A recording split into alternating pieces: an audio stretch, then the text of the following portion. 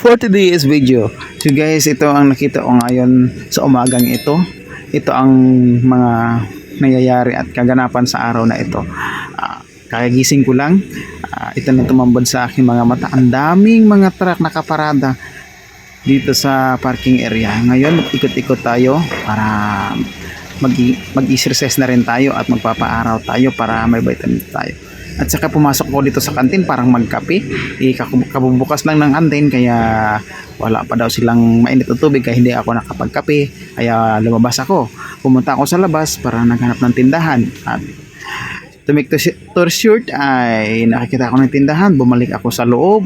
At ito ang nadatnan ko. Yung kasamahan ko ay naggagawa sa kanyang sasakyan kasi naglilik daw yung sa ibabaw sa cylinder head. Kaya binubuksan niya at saka chinicheck niya kung ano nangyari sa sasakyan niya. So pagkatapos nito ay ako po ay gumagala-gala lang at ayan po sa lahat ng mga andito siguro mga tulog pa kasi wala pang masyadong tao kasi umaga pa at kagising na namin. Ito naman ay nasa lubong ko yung kasamahan ko parang may hinahanap ito ata.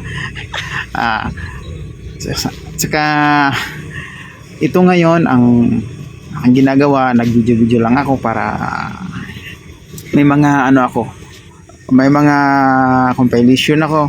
Ayan, nakita nyo naman na ang daming nakaparada, nakahiliran truck naghihintay yan. Iba nagduduyan pa sa duyan tingnan nyo at nasisiraan pala ito. Ang daming nagaganap sa araw na ito. Booster ata to.